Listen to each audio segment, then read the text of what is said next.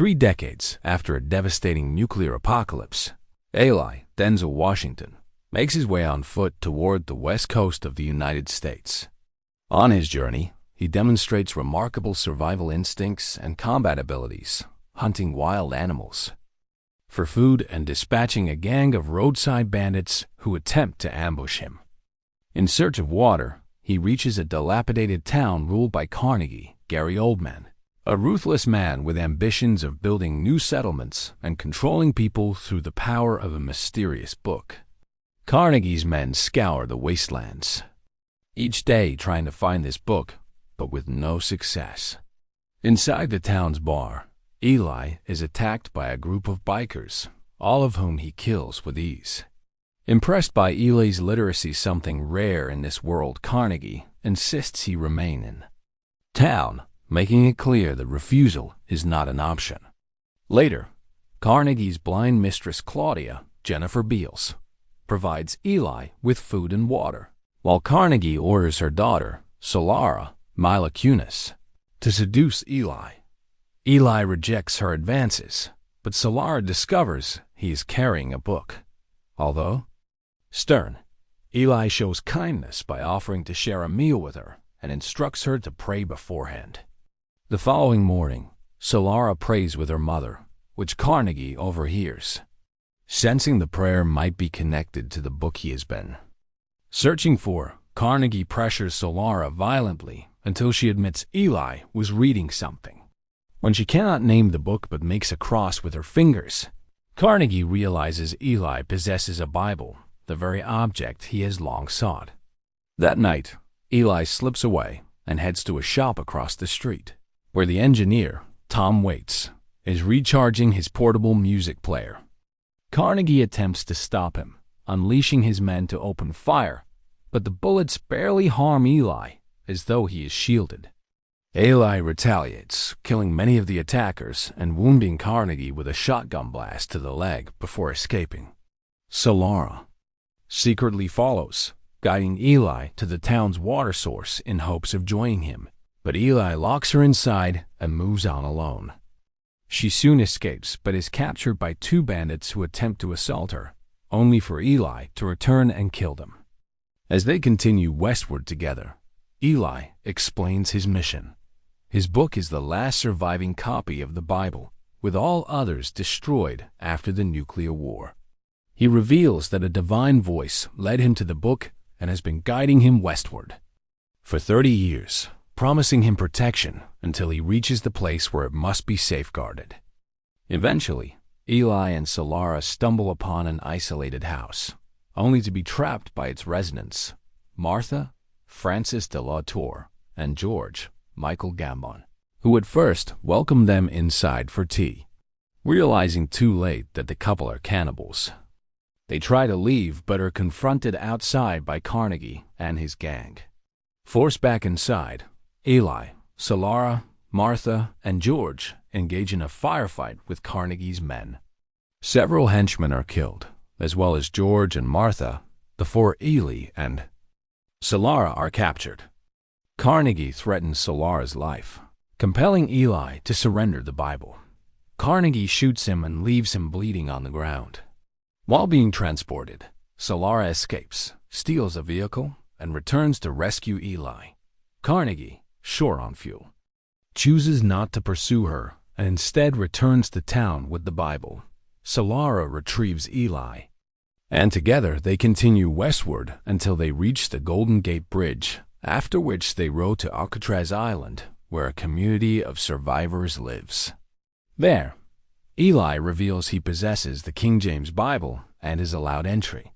He meets Lombardi, Malcolm McDowell, uncredited, the curator, and revealed now to be blind. Eli begins reciting the scriptures entirely from memory so that they can be preserved. Back in the town, Carnegie's engineer unlocks the Bible only for Carnegie to realize, horrified, that it is written in Braille. His leg wound festers, and Claudia refuses to help him read it. With no strength or loyal men left to maintain control, Carnegie's reign collapses, and his people seize power. Meanwhile, Eli completes his dictation of the entire Bible. then quietly dies from his wounds after being groomed and dressed in white. The Alcatraz printing press begins producing copies of the King James Bible, which Lombardi places beside. The Torah, Tanakh, and Quran. Offered a place among the survivors, Solara instead decides to journey back home, carrying Eli's belongings as a tribute to his sacrifice. There were several factors that drew me toward watching the Book of Eli. First and foremost was Denzel Washington, whom I have always regarded as a highly captivating actor. The second was Gary Oldman, an exceptional yet often underrated performer, whose roles in Dracula and Immortal Beloved I greatly admired. Lastly, the film's premise itself caught my attention. With these three elements combined, I felt it had all the right ingredients for something better than average. So, did I enjoy the Book of Eli? In certain respects, yes, although some aspects left me dissatisfied. On a visual level, the movie excels. Its cinematography, editing, and scenery are beautifully executed, and the action sequences, though violent and bloody, are tightly choreographed and never overstretched. The story itself is intriguing, and despite a few scenes that didn't land as well for me, I found the opening 15 minutes moody and atmospheric. In terms of supporting roles and cameos, I especially enjoyed Michael Gambon and Francis D. Latour, while Gary Oldman delivered a strong performance as a power-driven villain. Although I thought he faltered slightly with his accent early on, he improved as the film progressed. The direction overall was solid. That being said, I still found myself disappointed in certain areas, and it had nothing to do with the idea of religious undertones. The pacing dragged at times, making scenes feel unnecessarily slow. And it wasn't until merely 25 minutes in that the main storyline and other key characters were firmly established. The musical score also struck me as repetitive and generic, while the script, although functional, lacked real depth. Even Denzel Washington, despite his intense screen presence, felt uneven at times. He often delivered his lines in a flat monotone, though perhaps that was intentional. I still prefer his work in Cry Freedom and Remember the Titans. Mila Kunis, as the innocent Solara, brought visual appeal but little substance. Then came the abrupt and strangely handled ending, leaving the film feeling incomplete. Set in a barren, post-apocalyptic wasteland, Eli, Denzel Washington, travels west carrying a book while surviving hostile bandits and scarce water supplies. He stumbles upon a town ruled by the tyrannical Carnegie, Gary Oldman, who sends his men to collect books, burning any that aren't the one he seeks. When Eli impresses him with his fighting skills, Carnegie tries to recruit him, even using Solara, Mila Kunis, to tempt him into staying. She discovers Eli's book, and soon Carnegie realizes it is the very one he has been searching for over the years. The film's world is imaginative, though not entirely convincing. It blends elements of a Western, a biker gang thriller, and Mad Max, while the Hughes brothers infuse it with the feel of a violent graphic novel. Denzel Washington brings his usual intensity. Mila Kunis is serviceable, and Gary Oldman thrives as a menacing antagonist. The film's central theme is compelling, yet it doesn't fully come together. The ending delivers a shocking twist reminiscent of Fahrenheit 451, but with an extra layer that flips the narrative upside down, making it both more thought-provoking and controversial. Ultimately, this is a film that reminds viewers of the power of faith, duty, and human resilience. It plays out almost like a parable or modern-day fable, carrying a strong atmosphere, well-crafted performances, and an attempt to sidestep the usual cliches of its genre. Washington, though not groundbreaking, gives Eli a commanding presence that shapes the story's core, a man bound to a book, symbolizing the redefinition of ideals amidst ruin.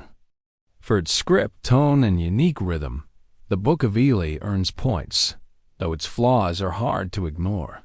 The problem lies in its familiarity.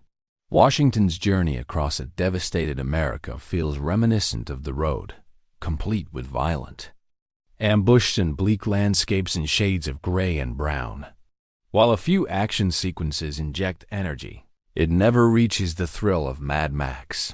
Old Man adds flair by revisiting his psychotic villain roots, but the story and antagonists remain predictable.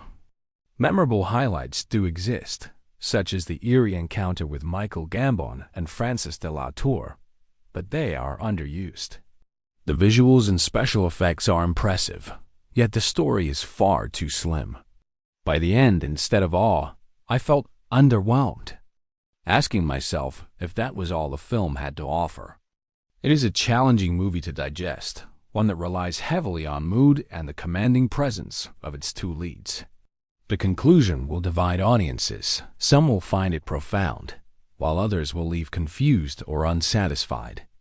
The Hughes brothers take risks outside their comfort zone, and while the raw ferocity of menace to society is absent, they still manage to craft a story worth telling.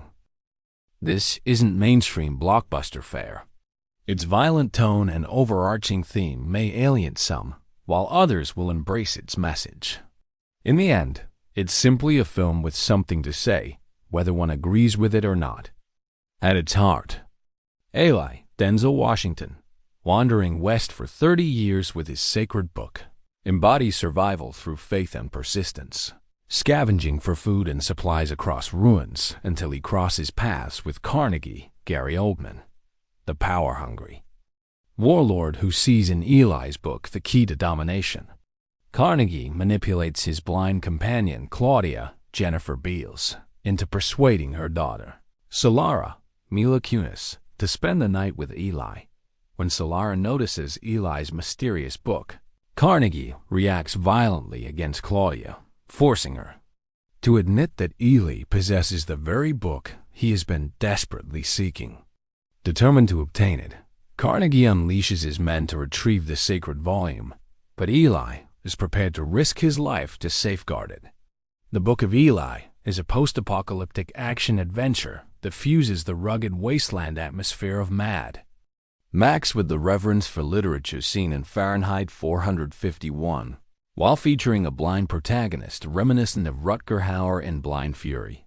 Although the premise is engaging, several inconsistencies weaken the narrative, such as Solara's inability to read yet, her improbable skill at driving a car in a world that is almost none, or Eli being shot in the stomach, yet still managing to walk and row all the way to Alcatraz. Denzel Washington delivers his usual commanding performance, but Gary Oldman turns in a disappointingly overdone portrayal of the antagonist. My personal rating would be a 6. I was drawn to watch The Book of Eli mainly because of its apocalyptic setting, and indeed that bleak, desolate world was among its strongest elements. If you appreciate the environments of the Fallout video games, you will likely find enjoyment in this film's landscapes as well. Acting across the board is solid. Washington and Oldman bring expected star quality, while Mila Kunis impressively steps outside her comedic comfort zone. However, the film's heavy-handed Christian overtones were unconvincing for me, significantly dragging down its impact. Combined with a nonsensical final 15 minutes, this religious focus left me giving it only 5 out of 10. Ultimately, this is the sort of movie you watch once and set aside, since it lacks the depth or content to warrant multiple viewings. It had great potential, but the overbearing spiritual message and weak ending stopped it from reaching greatness. What stands out most visually is the bleak, yet strangely beautiful imagery. The post-apocalyptic world is presented with washed-out tones, crumbling structures, and desperate survivors clinging to life. Cinematographer Dome Burgess brings it all together in a way that feels authentic, as if we are truly witnessing a scorched and dying earth rather than simply a desert backdrop. Still, the resemblance to Fallout 3, right down to the bandits' ragged clothing and goggles, feels too derivative, and fans of the game may view it as copying rather than creating. 4. Much of the film's first act Style and atmosphere dominate, carrying the audience before the actual story unfolds. Unfortunately, once the narrative takes hold, it introduces a corny and overly sentimental religious storyline that feels like something straight out of a low-budget Christian production. This wouldn't be a problem if the script had explored the theme thoughtfully, but instead it seems embarrassed by its own message, offering little substance beyond cliches about the power of the book. The Hughes brothers clearly focus more on style than story, and the cast followed suit. Washington commands the screen with his charisma, perfectly suited to the stark wasteland backdrop. Cunis, while visually striking, struggles with a role that grows increasingly inconsistent. Old Man's villain lacks depth, leaving his performance only passable. In the end, the movie's strongest appeal is to fans of Fallout 3 or New Vegas, as the visuals feel like a cinematic version of those games. But outside that niche, casual viewers may find themselves bored by the shallow religious core and weak script. It feels less like a compelling story and more like a glossy vehicle for stylish action shots and apocalyptic imagery. Still, there is an undeniable energy in its comic book-like execution, with explosive fights, brutal road battles, and raw survival elements. The Book of Eli captures a violent journey through a future ruled by strength and desperation. Eli, Denzel Washington, carrying the sacred book he fiercely guards, ventures westward across the wasteland, hunted by those who would kill for its secrets. Alongside Solara Mila Kunis, he scavenges ruined towns, barters for water and supplies, and pushes towards San Francisco and Alcatraz Island. This vision of a decayed future is one where might determines survival, and a lone wanderer fights against overwhelming odds to protect a sacred relic that may hold humanity's last hope. The story revolves around a mysterious prophet who rises to defend the helpless when marauders strike, assaulting and ravaging the unfortunate. Eli becomes their protector, standing against brutality. A ruthless gang, led by the warlord Carnegie, portrayed masterfully by Gary Oldman, and his brutal enforcer Redridge Ray Stevenson, dominates a ruined city and relentlessly searches for a sacred biblical book. Eli must battle against these cutthroats, deranged savages crazed for blood-facing vicious duels filled with gore, including slit throats, stabbing, impalement, and violent explosions. His vengeance against the bloodthirsty hordes echoes across the desolate highways. This electrifying post-apocalyptic saga bursts with relentless action, suspense, tension, and savage violence.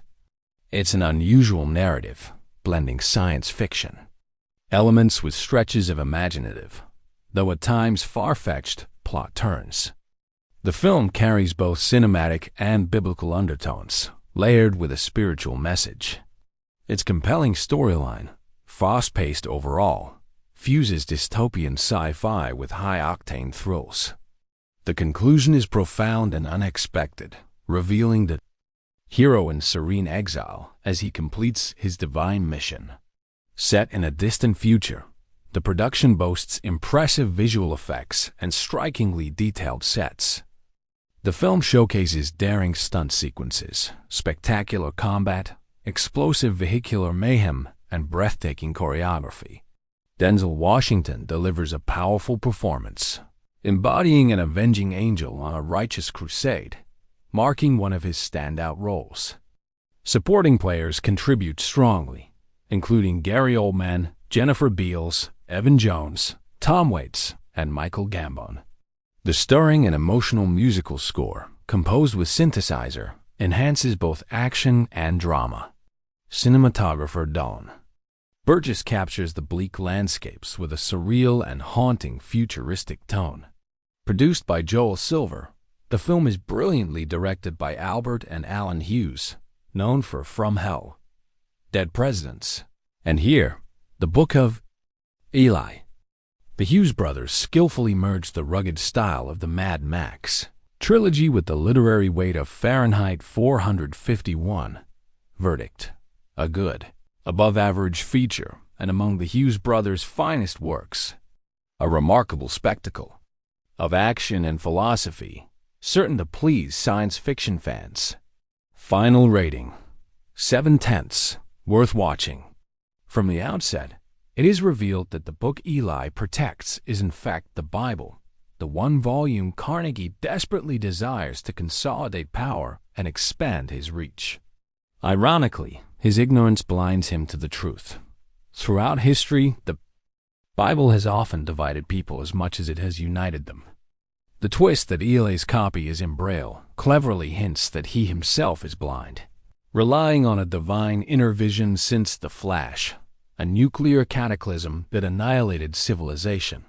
Memorable characters such as George and Martha, Michael, Gambon and Francis de la Tour reflect the nostalgic myth of the world before.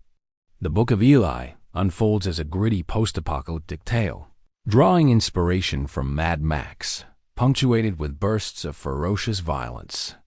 Set about 30 years after a nuclear apocalypse, the story follows Eli, Denzel Washington, a lone wanderer trekking west across a ravaged America. He survives by hunting small animals, scavenging remnants of the old world, and trading for food and water, while demonstrating lethal combat skills against those who confront him. His true mission lies in safeguarding a sacred book, the last of its kind. His path crosses with Carnegie, who, fascinated by Eli's strength, offers him shelter and schemes to use Solara Melicunis, daughter of his blind mistress Claudia, Jennifer Beals, to seduce him. Eli resists, but reveals glimpses of his secret to Solara, which sets Carnegie on a violent pursuit. Escaping the settlement, Eli reluctantly accepts Solara's company as she insists on helping protect the book, which he reveals is the world's final surviving Bible. They encounter George and Martha, elderly cannibals, but are soon ambushed in a bloody standoff where Eli is gravely wounded. Carnegie captures the book, only to discover in despair that it is written in Braille, useless to him. Eli and Solara reach Alcatraz, where Eli recites the scriptures from memory to Lombardi, Malcolm McDowell, revealing that despite his blindness, he memorized every word. As Eli dies, the Bible is completed and published as the New King James Version, ensuring its survival. Solara, changed by the journey, chooses to return home with renewed purpose. Also featuring Ray Stevenson as Redridge, Tom Waits as the engineer, Evan Jones as Martz, and Chris Browning as hijack leader, this film stands as a gripping and unforgettable post-apocalyptic odyssey. Denzel Washington portrays a striking and memorable figure, draped in his worn-out coat and shaded glasses, wandering through the desolate, dust-laden landscapes while fending off marauders. Gary Oldman shines as the sinister villain, and Mila Kunis proves a solid choice as the innocent young woman who follows alongside. Critics often point to the story's resemblance to Mad Max, but the film manages to carry its influences in a way that feels original. The word Bible is never directly uttered, yet it's unmistakably clear that this is the book of the title. The pacing does falter here and there, though the brutal combat and riveting chase sequences scattered throughout keep the momentum alive. As far as post-apocalyptic cinema goes, this one stands tall as a gripping action drama.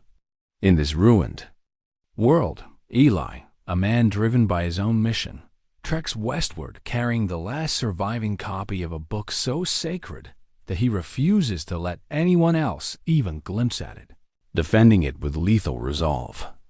His path is unforgiving. Food and water are scarce, and wandering gangs either steal what you have or feast on those who cross their path.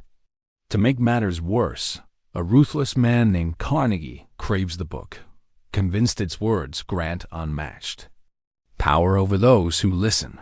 Fate eventually draws the two men into conflict, though Carnegie only realizes Eli possesses the book after Eli departs with Solara, a young woman who becomes his companion.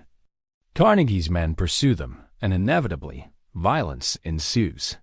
The movie embraces many familiar genre elements: the mysterious drifter, marauding gangs, cannibalistic threats, and a town ruled by a tyrant.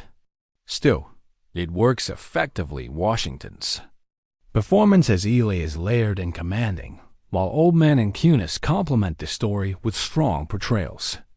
Several recognizable actors also lend themselves to small yet notable parts. The narrative holds up well, though few viewers will fail to deduce that the book is a Bible. This revelation may strike some as overtly Christian, yet the filmmakers also stress how easily such a text could become dangerous in corrupt hands, hence Carnegie's obsession with it. The story offers a few surprises, including one final twist that remains concealed until revealed, though sharp-eyed viewers may spot hints along the way. The film's visual style is remarkable, its washed-out tones capturing the bleak and lifeless world Ely inhabits. The action is filmed with precision, keeping the violence impactful but not overwhelming, despite the frequent loss of limbs. Altogether, the result is a strong film, perhaps not a must-watch classic, but far from a disappointment. Washington's Ely, a determined wanderer, makes his way through a cruel wasteland to protect the book he believes can preserve humanity. Standing in his way is Old Man's menacing Carnegie, and the Hughes brothers direct with a balance of gravity and style, weaving in themes of faith, redemption, and the dangers of misused belief. Supported by Kunis as Solara, Stevenson as Redridge, Beals as Claudia, and several other notable names, the cast enriches the story. Memorable moments with Francis de la Tour and Michael Gambon as a bizarre cannibal couple add unexpected flavor. A brooding score by Atticus Ross, Leopold Ross, and Claudia Sarn intensifies the film's mood, while Dome Burgess's widescreen cinematography provides a strikingly bleak, bleached-out aesthetic. With its survivalist edge, haunting atmosphere, and strong performances, this is an engaging sci-fi journey.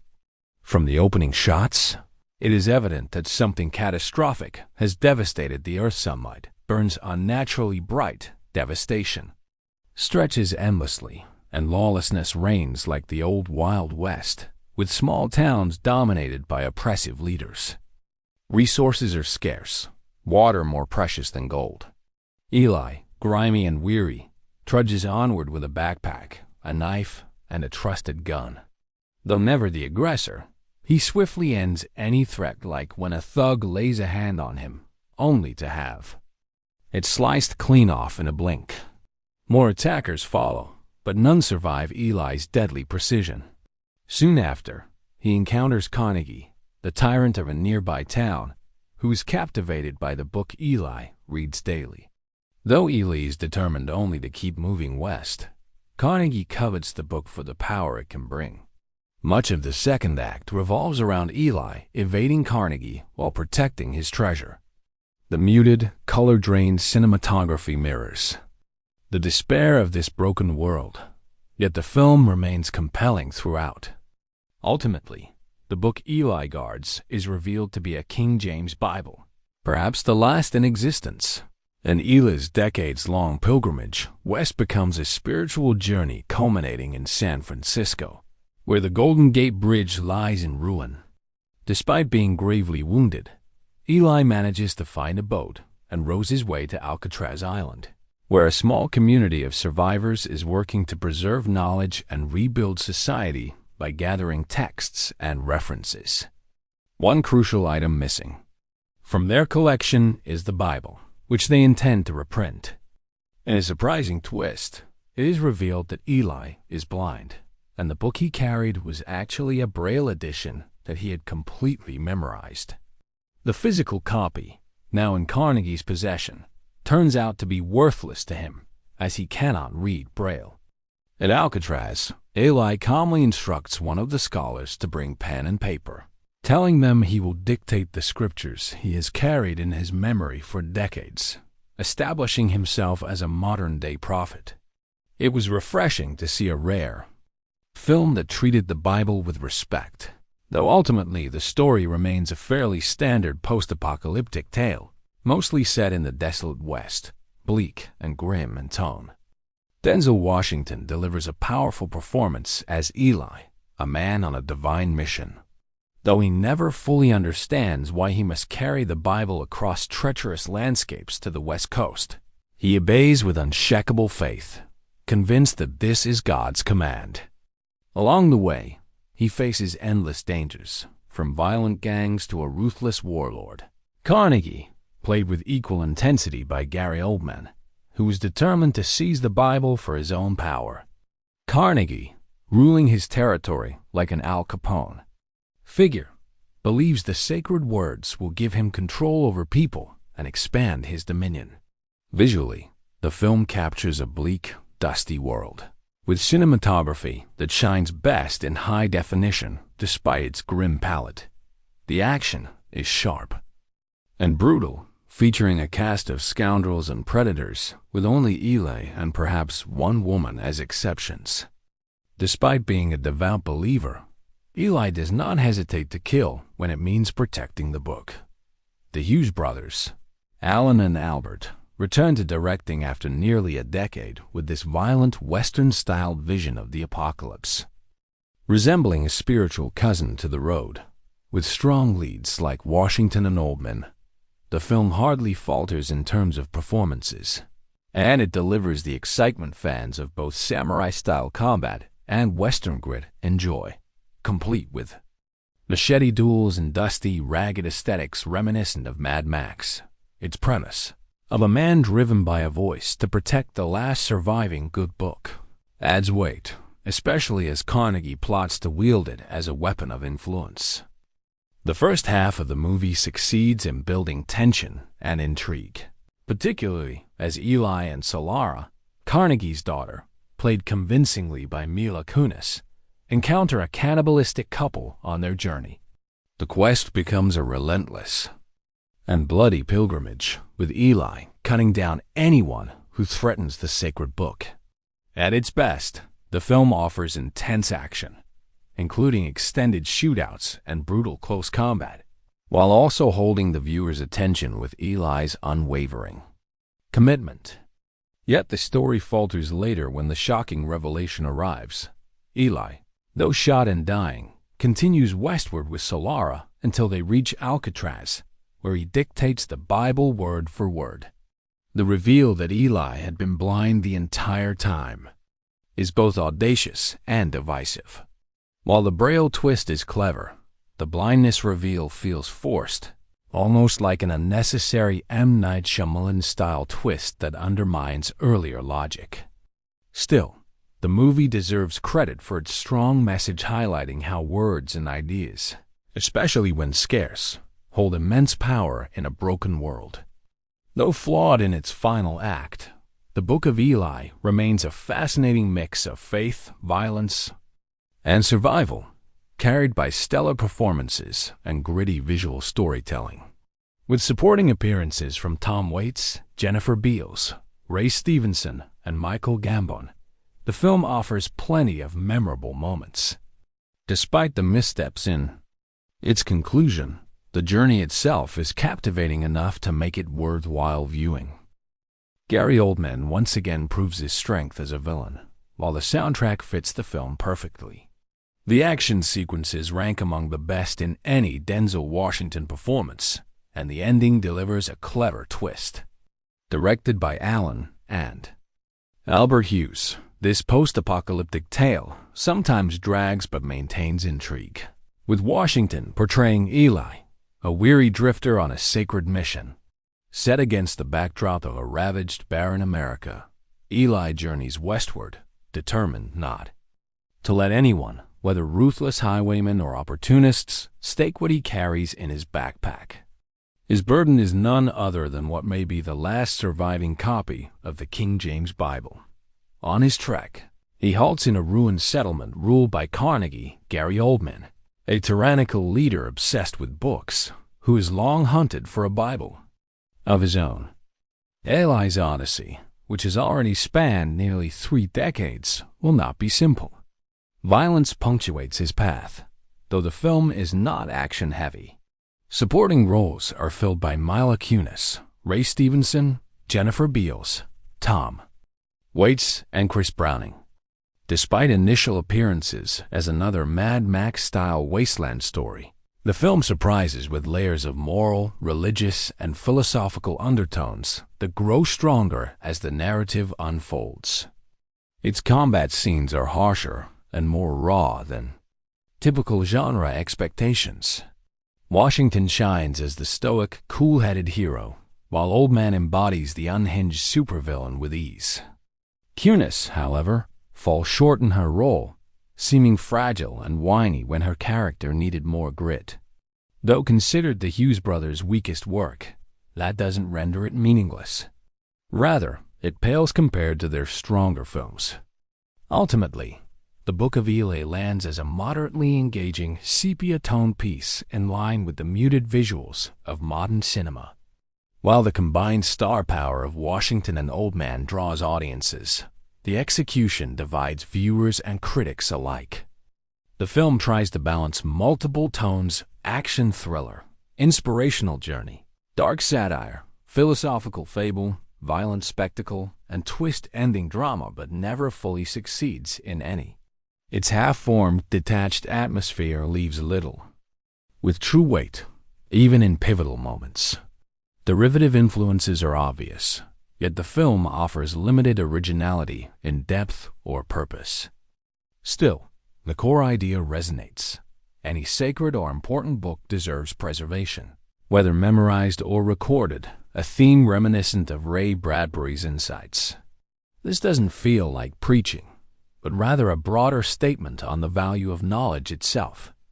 As a dystopian narrative, it pits Eli against marauders under the deranged Carnegie, with society stripped of order and law. Yet compared to other big-budget wasteland films, this one feels less effective. The poster promised intensity, but the action proves sparse and derivative, recalling superior sequences from Mad Max or Terminator Salvation. The story falters when exploring Eli himself, offering little depth beyond his mission. Even after being shot, he improbably continues on, ultimately reciting the entire Bible before his death without medical help, a far-fetched stretch. Similarly, Solara's sudden transformation into a hardened survivor strains believability, as she lacks Eli's presence or toughness. For nearly an hour, the film carries potential, balancing martial arts and spiritual conviction with unusual purity, something between Last Man Standing and a canticle for Leibowitz. Yet once Old Man's Carnegie spirals into manic villainy and the obligatory female companion enters, the tone shifts to heavy-handed sermonizing. Denzel, who has long struggled to portray vulnerability, maintains a detached coolness that works, until the climax demands more emotional range. At that point, his performance reverts to familiar ground. The Hughes brothers had shown promise in earlier efforts, but here their vision falls short of true greatness. Ultimately, Ted's review sums it up. The Book of Eli contains compelling ideas and striking visuals, but feels incomplete. Written by Gary Whitta, scored by Atticus Ross, and shot by Dome Burgess, the movie situates Eli 30 years after nuclear war, journeying across the wasteland with a sacred book he must protect at all costs. His confrontation with Carnegie embodies the central conflict: power versus faith. While the attempt to merge the bleak weight of the road with the raw violence of Mad Max is bold, the result wavers. Kunis's miscasting further hurts believability, though she looks striking on screen. In the end, taken as both a meditative mood piece and a gritty action story, it entertains without fully satisfying. Denzel Washington remains one of those magnetic stars capable of elevating even a mediocre production, but in this case, the film itself is already above par. His dedication to portraying Eli infuses the character with rare authenticity that few of his contemporaries could match. Casting Gary Oldman as the villain is a choice that pays off yet again, as he adds another unforgettable antagonist to his already impressive gallery. Adding levity, Michael Gambon and Francis de la Tour turn up in humorous cameos as a troubled married couple. Visually and sonically, the film impresses. Ross contributes an industrial-driven score with the Hughes brothers, while cinematographer Dome Burgess frames the apocalyptic wasteland with a graphic novel's stark elegance. Packed with genuine twists, the movie cannot be accused of lacking creativity, and the Hughes brothers deserve recognition for steering clear of cliches common to the post-apocalyptic genre. Yet, it is oddly difficult to fully embrace its bleak, sermon-like undertone when the action itself proves so exhilarating. I thoroughly enjoyed it, though in a different manner than I anticipated. It's a gamble worth taking, especially with the combined talents of Washington and Oldman. In the Book of Eli, Washington plays a lone wanderer trekking through the ravaged remains of America, a man whose secret mission only he understands.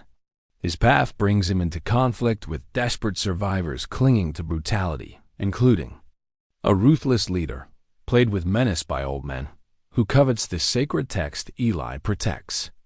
Their battle intertwines with Solara, Mila Kunis, a young woman drawn into Eli's journey. The filmmakers paint a ruined world in desaturated tones, bordering on black and white, where every burst of action strikes with brutal swiftness. Washington delivers one of his most enigmatic performances, suggesting an almost divine force guiding Eli's relentless march. Kunis surprises with strength and resilience, evolving well beyond her initial impression. Oldman, meanwhile, slips effortlessly into villainy once more, frightening in his conviction. Every character feels organically shaped by their environment, grounding the narrative despite its mythic edge. What follows builds to a conclusion that is deeply thought-provoking. From its opening moments, an extraordinary, hauntingly beautiful sequence captured by Burgess, the film grips the audience. At first, one worries the visual spectacle might overshadow the substance, but as events unfold, the script itself begins undermining its own logic. We are told civilization fell to nuclear war, yet 2 decades later, fuel is still plentiful, and whole communities behave as if religion had vanished entirely from America. An implausible idea given the country's deep evangelical roots. This narrative inconsistency frustrates, especially when Eli quotes scripture to Solara as though faith is utterly foreign to her. Another confusing element lies in whether Eli is truly blind. The film never outright says so, and several scenes show him perceiving things he could not possibly hear, undermining that interpretation. Combined with his near invincibility to bullets, the story begins to falter under scrutiny. Ultimately, while the direction and technical craft are superb, the screenplay weakens the impact, preventing the film from achieving greatness. What should have been a masterpiece instead lands closer to the middle ground, a film as dazzling in execution as it is flawed in logic. Eli, as a chosen walker, believes himself guided by divine command to deliver the last sacred book westward against all odds, while Old Man's Carnegie embodies the corruption of power, determined to seize it for control. The clash of these two men defines a narrative both thrilling and maddening, memorable for its ambition, but undercut by its own contradictions. Mila Kunis, strikingly radiant even amid the bleak, inhospitable world she inhabits, joins Eli on his journey, portraying Solara, the daughter of Carnegie's blind and frequently mistreated lover Claudia Jennifer Beals. Carnegie's ruthless enforcer, played by Ray Stevenson, commands a band of violent henchmen who impose their will through cruelty and sheer force, cutting down anyone who stands in their way. For Gary Oldman, this role marks a welcome return to his trademark villainous performances after time spent away from such roles. Denzel Washington, unsurprisingly, embodies Eli with quiet strength and calm dignity, an almost angelic figure, lone wanderer, whose skill with both firearm and crossbow is as impressive as his determination to reach his destination. His mission is endangered by Carnegie, a sadistic tyrant obsessed with seizing the book Eli protects, willing to kill or destroy anyone in pursuit of it. Tom Waits adds a touch of humor as a quirky antique shop owner adept at repairing and unlocking devices, while Michael Gambon, hiding with Francis de la Tour in an old two-story home, is sadly underused in a minor role that only allows him to grumble about and boast of the graveyard he is filled with intruders before Carnegie's men tear the house apart with machine gun and Gatling fire. Directors Albert and Alan Hughes. Directors Alan Hughes.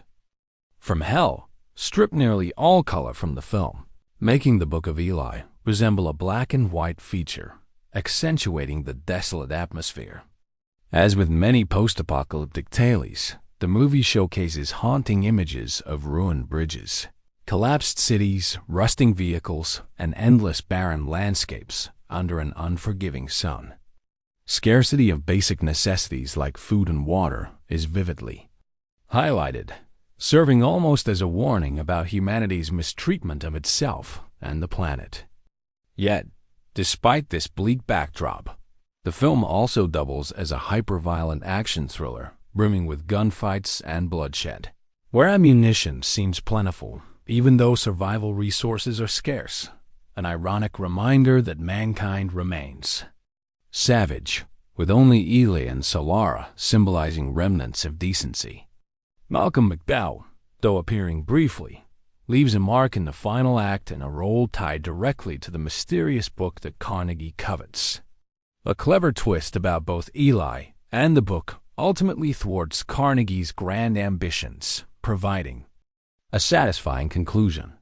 Washington's portrayal almost treads into Will Smith's territory, as the Book of Eli feels like the sort of futuristic survival story often associated with him.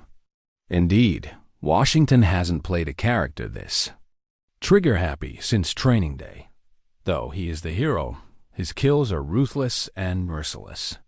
The Hughes brothers, together with screenwriter Gary Whitta, present Eli as a stoic, monosyllabic figure sympathetic in his humility, yet lethal in combat. Reminiscent of a Steven Seagal archetype who effortlessly dispatches villains in brutal fashion. The film falters, however, by taking itself too seriously, draining it of the pulpy fun audiences expect. Humor is pushed to the sidelines, and unlike the Mad Max franchise, whose dusty wastelands and lone survivor share similarities, the Book of Eli lacks the wild audacity of those films. Instead, it leans toward the austere, borrowing tones from classic 1950s westerns starring Randolph Scott, where the lone drifter inevitably collides with adversaries, yet avoids entanglements with women. Eli, too, wishes only to be left alone, focused on survival, water, and his sacred mission. But scavengers and murderers constantly force him into deadly confrontations, which he ends swiftly with blade, pistol, or shotgun. Though nearly indestructible, his greatest challenge arrives. In Carnegie, a man bent on exploiting the Bible Eli carries for power and control. Ironically, the same Bible Eli safeguards had once been blamed for the downfall of civilization, with survivors burning copies after blaming religion for humanity's destruction. When Carnegie realizes Eli has one, he becomes relentless in pursuing it. Earlier, he witnesses Eli's astonishing ability to slay multiple attackers in a bar brawl and attempts to recruit him, but Eli declines. Carnegie then manipulates Solara to tempt him into staying, though Eli refuses and escapes, prompting a relentless pursuit across the wasteland. Despite strong performances, stunning visuals, and bursts of brutal action, the Book of Eli stretches its welcome thin, dragging well before its 118-minute runtime concludes.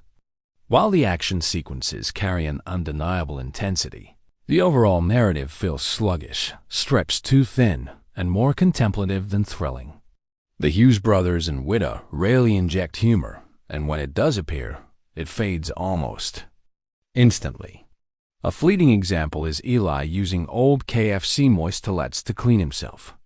Everything is presented with complete seriousness, though a few elements lack believability.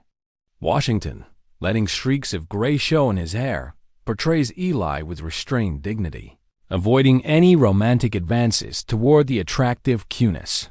His measured, solemn performance lends weight to the character, and he shines in combat scenes. Unfortunately, Gary Oldman is left with one of his less impactful villain roles, while Jennifer Beals is given so little screen time that she barely registers. The Hughes brothers struggle to elevate what turns out to be a grim, threadbare journey about a wandering Christian figure, though the story avoids outright preaching. Cinematographer Dome Burgess cloaks the film in a bleak, scorched aesthetic, capturing the emptiness that dominates this post-apocalyptic wasteland. The conclusion reveals three twists too bordering on implausible, while the last carries a tragic sting. Ultimately, The Book of Eli plays as a somber melodrama. The first theatrical release I caught in 2010 may also be one that lingers with me for some time. Washington embodies a mysterious drifter traveling across a ravaged America, determined to deliver a sacred book to safety. His journey collides with Old Man, who rules a town and desires that very book, the Bible. This end-of-the-world tale unfolds as one might expect, though it often veers off into predictability. Yet the resolution redeems much of it, making the story work as a whole. Washington gives a commanding performance, a hardened survivor with quiet resolve, while Old Man, though suitably wild and theatrical, sometimes borders on excess. Cameos by Michael Gambon, Tom Waits, and Malcolm McDowell add flavor. The strongest element lies in the film's atmosphere, a barren wasteland, dangerous roads, and a haunting visual style that sells its apocalypse convincingly. Some of the twists keep it from sliding into cliché entirely, even if the world itself doesn't feel as deteriorated as it should after 3 decades. Despite its flaws, the film rises above them, leaving behind a haunting impression. Once more, Hollywood presents a bleak vision of humanity's future with another post-apocalyptic entry. The Hughes brothers, best known for Menace to Society, craft a tale that blends Western and samurai influences. Washington's Eli walks west, guided by voices compelling him to protect the sacred book, the King James Bible, while cutting down enemies with martial precision. His trek has lasted 31 years, and opposite him stands Old Man's Carnegie, a petty tyrant ruling a decayed town but longing for greater power, believing the book will grant him control over the masses through faith. It's a classic battle of good versus evil, echoing timeless Western tropes. The supporting cast includes Mila Kunis, Jennifer Beals, Tom Waits, Michael Gambon, and Malcolm McDowell, though Kunis benefits most with extended screen time. The film maintains a coherent tone for much of its runtime, though the final act collapses into implausibility with an unbelievable twist that undermines the build-up. Old Man's villain lacks the menace to feel like a true equal to Washington's Eli. Still, the visuals give the film an arresting desolation, even if the narrative feels hollow at its core. Eli wanders through the barren aftermath of civilization, displaying masterful swordsmanship against marauding gangs before entering Carnegie's town, where Beals and Kunis characters live under his control.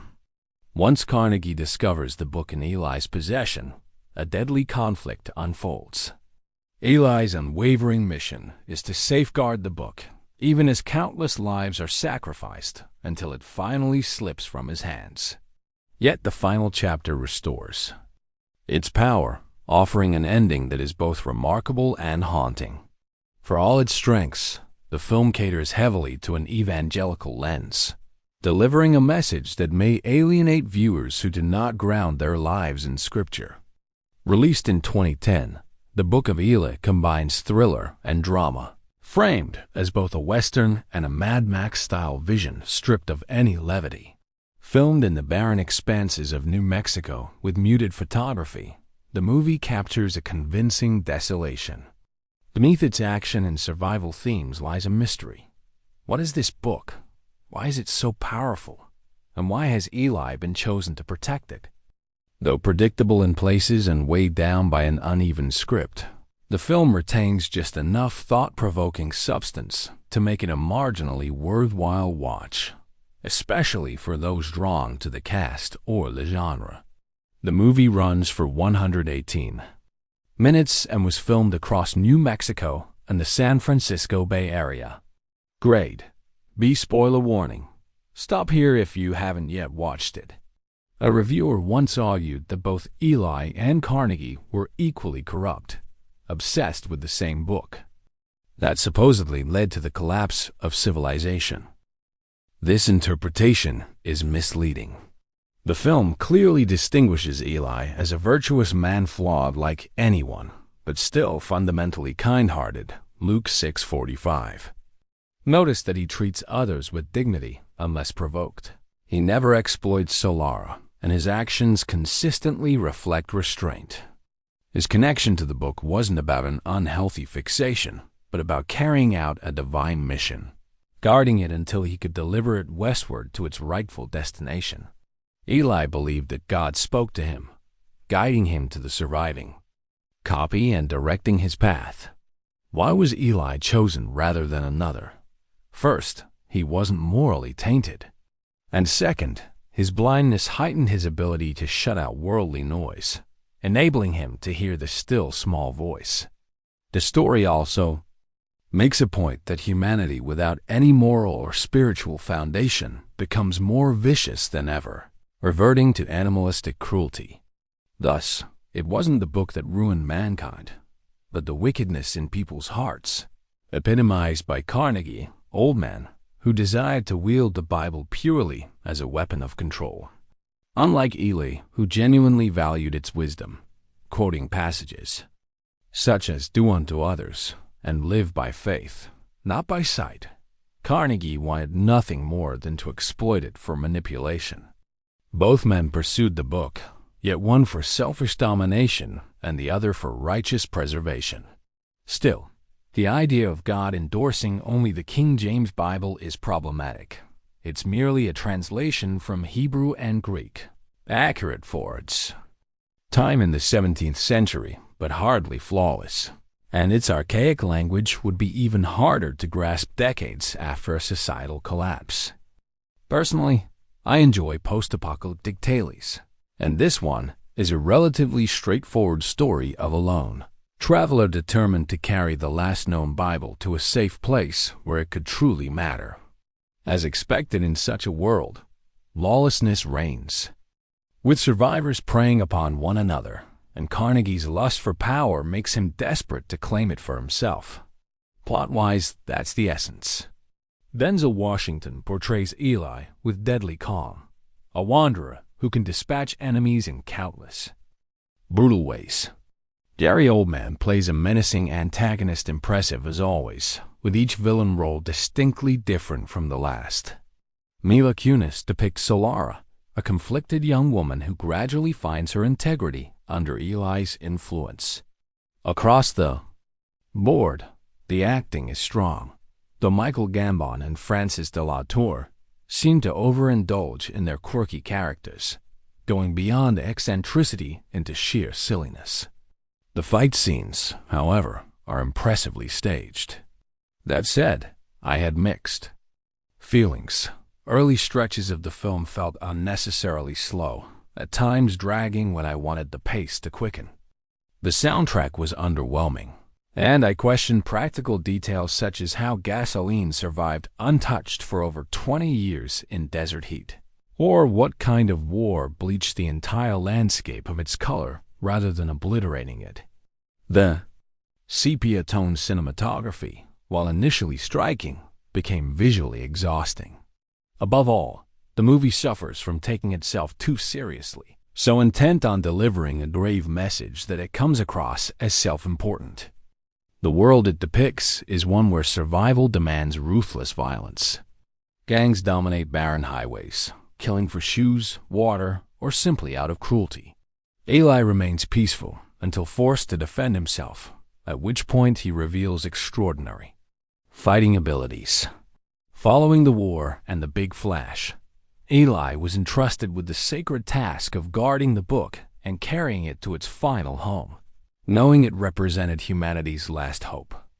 Released at the start of award season, the film is positioned more toward mainstream audiences than critical acclaim. After nearly a decade away since From Hell, the Hughes brothers return with a visually striking piece, clearly influenced by earlier dystopian works like The Road Warrior and Cyborg. Washington delivers a restrained yet commanding performance, while Old Man impresses with controlled menace rather than over-the-top villainy. With producer Joel Silver behind it, the film boasts high production values, though the editing falters in places. The ending, while effective, is predictable given the clues seeded throughout. It isn't destined to rank among Washington's greatest works, nor is it especially memorable overall, but it succeeds as a gritty, entertaining ride and a solid way to start the cinematic year. The Book of Eli, 2010, ****, starring Denzel Washington, Gary Oldman, Mila Kunis, Ray Stevenson, Jennifer Beals, Francis de la Tour, Michael Gambon, Tom Waits, Malcolm McDowell. Think of it as part Mad Max, part The Road, and a mix of nearly every post-apocalyptic dystopian action sci-fi tale made over the last 3 decades. This time spotlighting a prophetic lone traveler named Eli, Denzel Washington, clearly relishing the role and delivering serious impact. Wandering through a ruined, nuclear-scorched wasteland, Eli guards his only possession, a carefully protected Book One that holds tremendous significance in a shattered world. This sacred volume becomes the obsession of a ruthless, sadistic saloon owner, Carnegie, Gary Oldman at his most snake-like, who wants to twist its power for his own corrupt ends. Gary Whitta's script may follow a familiar structure, but directors Albert and Alan Hughes reinvigorate it with their signature style, fusing graphic novel brutality with slick action, heightened further by Gaius Buckley's ambitious production design. The result is both stylish and grim, ultimately surprising with unexpected depth in its finale, while still functioning as an entertaining, crowd-pleasing adventure. The Book of Eli, 2010, embraces a grim aesthetic following a solitary drifter across a devastated America, his journey driven by the enigmatic book he carries like treasure. The film's washed-out cinematography adds to its bleak mood, yet the stylization silhouettes, sharp contrasts, and exaggerated framing creates visuals reminiscent of Sin City, 2005, or 300, 2006, and I mean that is high praise. Story-wise, it's mostly a straightforward journey from point A to point B, sprinkled with light moral undertones. Its somber tone often borders on absurd when scrutinized, particularly the ending, which stretches believability while still landing emotionally in the moment. Though the pacing sometimes falters, the movie remains distinct and engaging. Performances are solid across the board, even if this isn't the peak of Washington or Old Man's careers. And the script, though blunt, gets the job done. Directed by Albert and Alan Hughes, with Washington, Mila Kunis, Old Man Jennifer Beals, and Ray Stevenson leading the cast. The film blends action with spiritual allegory in ways likely to resonate with Christian audiences willing to accept its bursts of violence.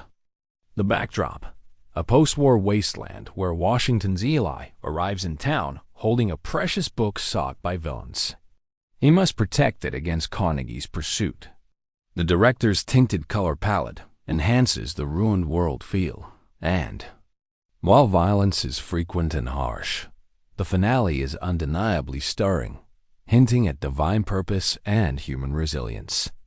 Washington portrays Eli as a determined disciple-like figure, aided reluctantly by Solara, Mila Kunis, Carnegie's stepdaughter, who eventually inherits his mission. Old Man embodies her tyrannical stepfather, his downfall satisfying once the truth about the book surfaces. Jennifer Beals plays Solara's blind mother, her weakness ironically turning into her enemy's undoing, while Stevenson portrays a brutal henchman with predatory interest in Kunis's character. It's violent, yet impressively crafted, its Christian undertones reinforcing themes of perseverance and faith in dark times. Strip it down, and the story is straightforward. Eli must deliver the last surviving King James Bible westward, trudging through desolate Mad Max landscapes. Along the way, he faces Carnegie Old Man channeling shades of Zorg from The Fifth Element, a villain archetype. Old Man plays with ease. A standard ingredient in such tales, a young woman complicates his path. Here, it's Solara, whose naivety clashes with the brutality of the world. Ultimately, the familiar beats are all present. Scarce resources, dangerous outlaws, and a lone man embodying hope. Though Kunis feels slightly miscast, Washington's stoic presence anchors the narrative. Old Man's performance, though charismatic, can't fully elevate the material, while Malcolm McDowell's brief turn nearly steals the show with his commanding voice. Beneath its grit, the film wrestles more with the influence of the written word than overt religious messaging. Carnegie doesn't seek the Bible for salvation, but as a tool of manipulation. The scripture quotes often feel like surface embellishments rather than theological weight. The finale, however, especially the revelation tied to preservation and print echoes, Fahrenheit 451 more than a sermon. The Book of Eli isn't among Washington's strongest outings, but it remains a watchable, occasionally profound post-apocalyptic journey that mixes spectacle, spirituality, and pulp sensibility into a strange yet intriguing package. Maybe I'm overthinking it, but let me put it this way: Albert Hughes, part of the Hughes brothers duo, is a director I was already familiar with through the excellent From Hell. But when it came to this film, I had no idea what to expect. I often spotted it on the shelves, picked it up, then put it back down again, unsure. Eventually, I finally gave it a chance, and I don't regret doing so. If you enjoy movies like I Am Legend or The Road, you'll likely appreciate this one as well. Personally, though, I think it feels more like those gritty Cannon Films exploitation flicks of the 1980s, the kind centered on bleak post-apocalyptic worlds. This movie could easily slip into that category, but what a surprisingly strong entry it turned out to be. It hooked me right from the start and held me until about the 32-minute mark, where it briefly dips, only to quickly regain momentum and carry the story through to the end. There's a touch of Mad Max energy in it, and Denzel Washington delivers a commanding performance alongside Gary Oldman. It was refreshing to see Oldman truly back in form. After Dracula, he seemed to fade into the background for me, and I wasn't impressed with him in the Batman franchise. But here he really shines again. The film has its brutal sequences, yet avoids descending into gore. There's very little blood, but the strength of the story itself makes it convincing. The film doesn't shy away from the theme of religion as the spark for war, which history shows is often the case, and it even ties in real-world anxieties about the sun and climate's destructive potential. It's obvious early on that the mysterious book is the Bible, but that doesn't ruin the impact. Overall, it's an impressive piece of work, though perhaps not aimed at mainstream tastes. One odd thing, though, Malcolm McDowell wasn't credited, which feels strange. The movie has many great elements, though they don't all mesh together as smoothly as they should. It stands out with its distinct tone, unique score, some strong action, but suffers from uneven pacing and weakly drawn characters. Watching it twice, I noticed extra hints sprinkled throughout. The twist genuinely surprised me, though I wish the build-up had been stronger. Denzel plays Eli as a tough loner charged with protecting humanity's most valuable book, the Bible, which could be the key to mankind's survival. But while I admire Washington's talent, it's hard to buy into his portrayal of a ruthless survivor when he listens to Al Green on his iPod, sports sleek sunglasses, and mutters pseudo-profound one-liners. Mila Kunis is an actress I like, but her character here comes across as shallow and underwritten. Great actors are burdened with a story that tries so hard to look grim and cool that it ends up losing credibility. It caters mostly to fans of conventional action heroes who never lose, dodge impossible bullet storms, and, of course, walk away with the most attractive woman in the end. Predictable, overly serious, and humorless, it's tedious at times. Yet there's undeniably an audience for this wannabe tough style of film. Still, its themes about knowledge, censorship, and survival echo broader struggles, much like Bradbury's Fahrenheit 451, or even the real-world battle of Google versus China, highlighting humanity's timeless belief in the right to read and learn. Layer that with the Bible, and you've got the foundation of the Book of Eli, where Washington's Eli roams a bleak, scorched wasteland directed by the Hughes brothers with a strong sense of desolation. Like The Road or the Mad Max series, it draws from familiar territory, but Denzel's Eli embodies the archetypal American wanderer, part Will Smith's loner in I Am Legend, part Clint Eastwood's nameless gunslinger. He journeys west like Viggo Mortensen in The Road, only this time as a weary middle-aged man searching for hope in water and light, even if it means chasing that promise into bankrupt California. Along the way, Eli fends off violent raiders and temptresses, while facing Carnegie, the tyrant played with relish by Gary Oldman.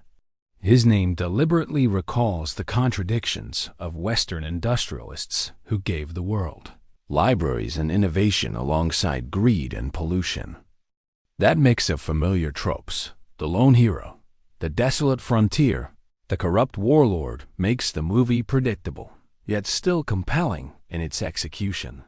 Then there's Mila Kunis as Solara, Carnegie's tool turned disciple, oddly styled, like she's headed to Rodeo Drive instead of a wasteland. But suspension of disbelief is part of the package in a film like this. In the end, The Book of Eli is a stylish entry into the genre, a mix of fantasy, allegory, and dystopia, all revolving around the fragile survival of knowledge and belief in a ruined world. I found the ending somewhat underwhelming, though I can see how others might appreciate the twists that unfold in the final moments. Mila Kunis portrays a resilient young woman whose path changes drastically under Eli's guidance. Personally, following Eli's journey and the significance of his book proved difficult, not because it was hard to understand, but because it often felt tedious. Still, if you take one piece of advice from me, it's to stay with Eli's mission until the very end. The payoff is worth the patience. The Book of Eli is the kind of film that grows on you gradually, even though its beginning leans heavily into a bleak and repetitive image of a man trudging down a barren, post-apocalyptic road to nowhere. What makes it stand apart from the endless Costner and Gibson survival sagas is the sheer ferocity of this new world. To be clear, I've never been drawn to the boy and his dog type of desert-set science fiction, and I haven't even watched a single Mad Max entry. Making the environment excessively bleak, violent, and oppressive didn't exactly inspire hope. The scorched orange skies only added to the desolation, but I admired the effort to ground it in harsh realism. Stick with the story, and it rewards you. The more that's revealed, the fresher it feels, even when weighed down by familiar tropes and stock characters. At times, I wondered what compelled Denzel Washington to take on Eli at all, let alone for a 2-hour runtime, though he clearly saw promise when reading the script. As Eli, a lone wanderer who has carried a sacred book for nearly 3 decades, Washington embodies both messenger and warrior, fighting against a world that gave up on rebuilding long ago. Those who know me or follow my reviews know I have a soft spot for superhuman characters, and Eli fits that mold, outmatching even Jason Voorhees with a blade. Scenes of him cutting through marauding survivors and desolate wastelands piqued my attention, though my interest ebbed and flowed between the scarce bursts of action and the predictable hierarchies of villainy. Gary Oldman delivering one of his less memorable performances, and Kunis striving to leave behind her comedic past as Sarah Marshall and her animated voice work as Meg Griffin. As the script gradually unfolded, Eli's true calling and motivations brought more weight. Having been raised Christian, I found the film refreshing once I pushed through to its conclusion. That's not a spoiler, of course. Anyone with moderate awareness will recognize the religious undertones signaled by the title. Still, when the credits rolled, my first thought was how excessively violent it was for something meant to resonate with a religious audience. Then again, the Bible itself doesn't shy away from graphic violence, so perhaps that isn't a contradiction at all. There's even a proverb, though not from Psalms, as I mistakenly thought, that suggests you can't make an omelet without breaking eggs. In its essence, the Book of Eli is a distinctive and absorbing dystopian tale. Its pacing is steady, sometimes slow, and its performances restrained yet effective. Initially, I struggled to make sense of its purpose, but once it clicked, the narrative took on an entirely new resonance for me. I honestly don't know why I delayed watching it. I ended up enjoying it more than expected. Post-apocalyptic cinema isn't unexplored territory, but the Book of Eli had the right premise to stand apart. Sadly, it only partly succeeds. Coming right off watching 2012, I couldn't help but feel this story picks up decades after that cataclysm. Only here there were no arcs to save humanity, just scattered survivors, mostly brutal, power-hungry individuals. Worse still, civilization lost its memory. Technology faded, literacy all but vanished, and religious texts, particularly the Bible, were eradicated for being scapegoats of humanity's near ruin. Except one. This premise could have set the stage for profound reflection on the duality of religion as both a source of moral foundation and a driver of fanaticism. Unfortunately, that isn't the film we get. The Hughes brothers, best known for From Hell, focused on spectacle over depth, reducing the conflict to a simplistic good versus evil dynamic. Despite investing great craft into the visuals, cheapens the potential impact. Furthermore, the moral approach leans into dogmatism, satisfying believers while failing to sway skeptics like myself. What remains is a film stronger than most entries in the genre, but far less than it could have been. The cinematography is striking, the camera work exquisite, and the performances from Washington and Oldman especially fit well with the vision. Yet the portrayal of a civilization stripped of memory feels unoriginal and unconvincing. With such an intriguing setup, what we're ultimately given is a beautifully shot, well-acted tale of humanity in tatters, framed by a heavy-handed religious message that some may embrace while others dismiss. If you've already grown weary of the endless big-budget apocalyptic spectacles where humanity collapses, survivors turn savage, resources vanish, and cannibalism becomes currency, you may find this familiar. Still, in its execution, the Book of Eli remains watchable, engaging, and distinct, even if it never reaches the philosophical heights it aspired to. I can confidently say that the Book of Eli, contrary to what many critics have claimed, feels invigorating, largely due to Denzel Washington's commanding lead performance alongside Gary Oldman, who returns to form as a masterful villain. Both actors remain the primary appeal of the film. Scripted by Gary Whitta, who interweaves potent religious symbolism within a science fiction framework, the story stands well above weaker efforts such as Legion. The Hughes brothers, Albert and Alan, handled the execution with a brooding finesse, reminiscent of their style in From Hell, their last feature nearly a decade earlier, which makes their return here especially noteworthy. The opening scenes that introduce Washington's Eli are striking, relying on his quiet, magnetic presence, eclipsing even Will Smith's solitary hero in I Am Legend. Eli anchors the film, a man unwavering in a mission that has consumed him. For 30 years, driven purely by faith, a divine vision, and a voice he believes gave him his purpose. He functions like a modern missionary, carrying out his sacred duty with calm conviction, certain that he is under divine protection. That faith extends to his survival skills, whether through shotgun, revolver, or his formidable machete, pun fully intended. And he dispatches marauders with such ease it builds his reputation in the hostile territories he wanders. His prized possession, the sacred book, is regarded as mankind's final hope for salvation. Countering him is Gary Oldman's Carnegie, the embodiment of corrupted ambition. Where Eli protects, Carnegie covets. For him, the book represents not faith, but raw power, a tool to manipulate the desperate and maintain control over fragile survivors.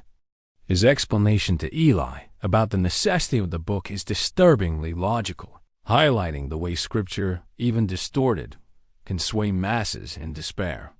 As history and films like There Will Be Blood have shown, false prophets thrive on such tools. The movie makes this parallel explicit, leaving the audience to reflect on similar dynamics in modern contexts, how authority, charisma, and the illusion of hope can bind people's minds. This theme is also echoed in Eli's interactions with Solara, Mila Kunis, his reluctant companion who struggles to grasp the depth of his faith. For viewers seeking action, the movie doesn't disappoint. Several fight sequences stand out, particularly Washington's close-quarters combat, showcasing techniques he learned from a Bruce Lee disciple performed without stunt doubles. Alongside these visceral encounters are explosive gun battles that level entire landscapes, though the bow and arrow sequences deliver a more refined intensity. The Hughes brothers' skill behind the camera ensures these set pieces are cleanly staged and easy to follow, unlike the chaotic editing often seen in similar films. Beneath the violence, however, lies a meditation on culture's fragility. Without knowledge preserved in books and collective memory, humanity risks regressing into pure savagery. The final act delivers both an emotional punch and a shocking revelation, rewarding a second viewing to catch the subtle details foreshadowed earlier. Yes, there are minor narrative flaws, but as Eli himself suggests, faith bridges those gaps. Overall, the Book of Eli, 2010, distinguishes itself within the post-apocalyptic genre, a hybrid of Mad Max, The Road, and countless others, by its religious undercurrent and its central hero's unshakable devotion to delivering a Bible westward on divine instruction. Oldman excels as the ruthless antagonist seeking it for domination, while stylish one-take action scenes and desolate yet striking set designs enhance the atmosphere. Mila Kunis, though visually striking, struggles to match the intensity of her co-stars, often feeling miscast, though her role still adds narrative weight. At its core, this is an ambitious, gritty thriller from the Hughes brothers that dances dangerously near the implausible but is grounded by Washington's quiet yet commanding performance. The film's pacing is steady, its editing sharp, and, even when it edges into predictability, it remains compelling. While flawed, it's a powerful blend of faith, survival, and action, highly recommended. The movie begins in a devastated futuristic wasteland, offering no explanation of how this ruined world came to be, something you'd expect as standard in films of this genre, and instead drops us directly into a bleak, joyless narrative. The Hughes brothers deliver gloomy visuals framed by desolate backdrops, but from there, the story unfolds in a formulaic manner, weighed down by a predictable script and lifeless dialogue that only amplifies the dreariness. In terms of performances, Gary Oldman seems to be on autopilot as the villain, while Denzel Washington feels miscast, perhaps a bit too seasoned for this particular role. Overall, the movie comes across as little more than a second-rate Mad Max imitation, with an unsettling undertone of subtle Bible preaching that fully emerges by the time the ending arrives. The Book of Eli is presented as an action drama about a lone man safeguarding a book in post-apocalyptic America, protecting it while trying to preserve what remains of humanity. Personally, I found it quite engaging, thanks to its suspenseful storyline, bursts of action, and surprising twists that left me stunned. Albert and Alan Hughes did commendable work in how they shaped the main character, while driving the plot forward with intensity. Denzel Washington's portrayal of Eli was powerful and stood out as the heart of the film, while Gary Oldman as Carnegie and Mila Kunis as Solara also added memorable performances. In the end, I consider The Book of Eli a strong dramatic work that I would readily recommend, convinced it will impress others as much as it did me. As referenced in the New King James Bible, which Eli carries, Isaiah 40:8 reads, "The grass withereth, the flower fatteth, but the word of our God shall stand forever." In many ways, this film echoes that verse. The earth in the movie is barren, the flowers long gone, yet the word of God remains the central force that sustains the narrative. The setting is a familiar vision of a scorched, war-torn world, where references to the war and the Flash suggest a nuclear conflict 30 years prior. Eli is introduced as a walker, a man who once heard a divine voice guiding him to the book. Though initially mysterious, it becomes obvious that this book is the Bible. After discovering it, Eli is told to travel west, a journey that consumes 3 decades, during which he is divinely protected or granted the strength to protect himself, as seen in his many violent confrontations with the ruthless survivors left behind. When Eli enters a small town, he meets Carnegie, its power-hungry leader, who recognizes the potential of the book as a tool to manipulate his people. The film illustrates the dual nature of Scripture, able to inspire good in Eli, yet offering a dangerous source of control in Carnegie's hands. Though blamed by some for sparking war, the book clearly becomes Eli's strength, driving him forward on what he believes is a mission from God. Washington embodies this conviction convincingly, while Oldman delivers a solid counterpart as the corrupt Carnegie. Much of the film is devoted to this struggle between them, as Eli continues west with the book and Carnegie pursues him. The real intrigue lies in the question, why west? What awaits at the end of this endless walk? The answer comes when Eli and Solara finally reach the Pacific coast, discovering a settlement at Alcatraz devoted to preserving culture and sacred texts. Even without the physical book, Eli, having memorized it entirely over 30 years, recites it to the settlement's leader, played by Malcolm McDowell, who records his words so it can be printed once more. In the final scene, the Bible joins the shelves among other revered works, symbolizing its survival. The film, carried by strong central performances, also serves as a reflection on how powerful religious texts can shape societies for both good and evil. Despite these deeper themes and impressive acting, The Book of Eli, directed by the Hughes brothers, ultimately feels disappointing. While the visuals are striking and the cast delivers, the weak screenplay undermines the film's potential. The premise, Eli's mission to safeguard the last King James Bible, sounds powerful on paper, but the execution often falters. The plot loses momentum, wandering into disjointed territory, and the overly dark, gruesome tone becomes more draining than impactful. Don Burgess's cinematography stands out, but Cindy Malo's editing feels lackluster, leaving the narrative uneven. Nevertheless, Gary Oldman shines as the villain. Denzel Washington holds his ground as the determined Eli, and Mila Kunis makes a striking impression. In the end, The Book of Eli emerges as an intense, sometimes shocking action drama with ambitious ideas that don't fully land.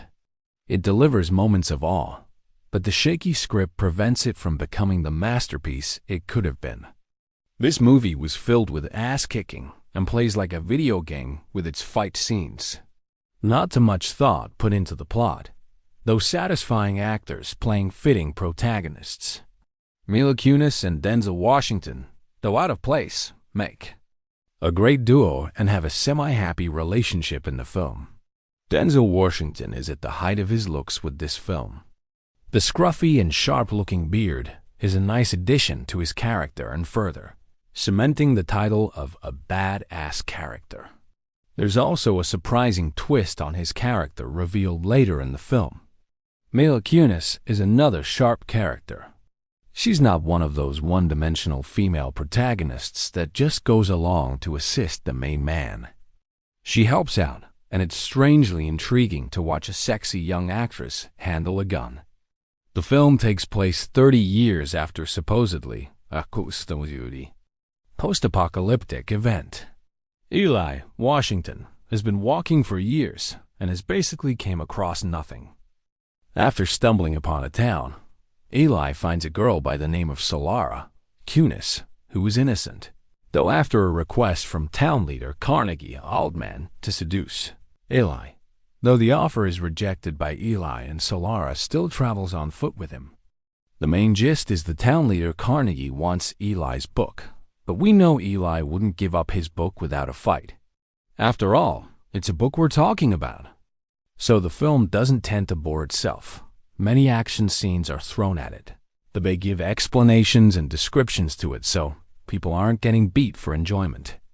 This is another way to determine if an action film is worth seeing or not. Does it throw out of place, stupid action scenes like curveballs at the audience?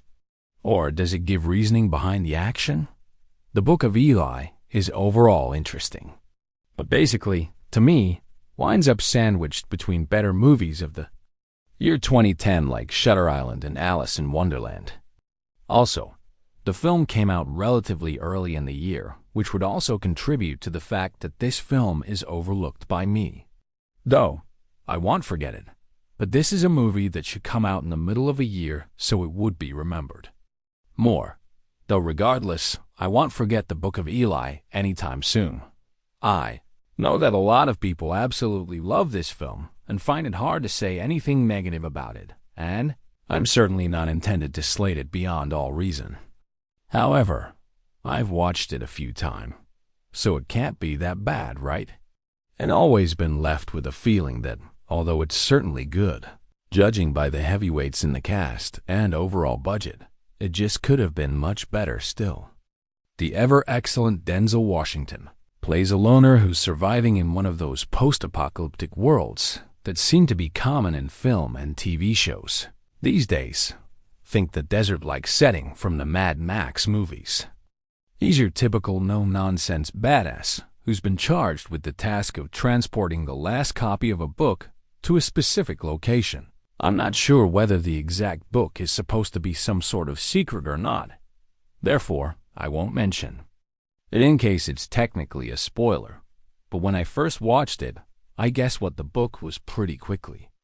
There is another plot point that I certainly won't mention, as I definitely didn't see it coming, and, just for the record, found it a little implausible.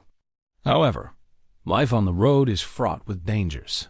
Not just the random thugs wanting to either steal his weapons and water, but a local governor of a town, Gary Oldman, who knows about the book and wants it for himself in order to increase his power. There's very little I can say about the film that's bad. Obviously, with Washington and Oldman as the leads, you know you're in for some good performances. However, it just seemed like both actors could do so much better. Everyone's seen them give numerous great performances, but here, they just seem like they're phoning it in a bit. However, even an average performance from either of them still elevates the film from just another sci-fi survival film to something at least worth a bit of your time. There are other good names on the cast list. Everyone from Mila Kunis to Malcolm McDowell pop up and are all perfectly functional for their role. I guess that's a word I'd use to describe the Book of Eli, functional. Despite its stellar cast list and epic setting, it just comes across to me as another Mad Max-esque movie. It's certainly not bad, and if you're interested in that type of film, then I'm sure most people won't feel that they've wasted their time watching it. This is basically a kaime, sure. Most people won't feel that they've wasted their time watching it. This is basically their time watching it. This is basically a post-apocalyptic Western style of a movie with some samurai elements thrown in. This isn't anything new though, and movie veterans would have seen this types of stuff in other films as well. But that doesn't make it a bad film. In fact, I was entertained.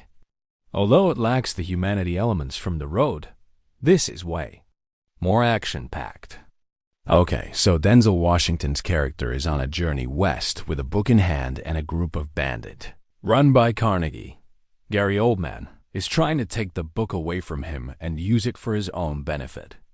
Mila Kunis soon gets thrown in the film as well, and to my surprise she wasn't bad and played the role just fine. She basically plays a character named Solara and is someone Denzel's character becomes a mentor for. Anyways, this was a fun film. A movie with Christian elements with a bad Denzel Washington kicking butt with Gary Oldman being the nemesis. I enjoyed it. I sort of anticipated Book of Eli potentially being a solid 9 or 10 for me. I suppose high expectations are dangerous. Still, Book of Eli was a hell of a good time. It just wasn't quite as epic feeling as I expected. It was more mainstream action than I expected. I sort of had an idea of it being like a post-apocalyptic Western feel, and it really doesn't. Instead of it being about the post-apocalyptic world, it's all about Eli and his book. The post-apocalyptic world is simply matter of fact.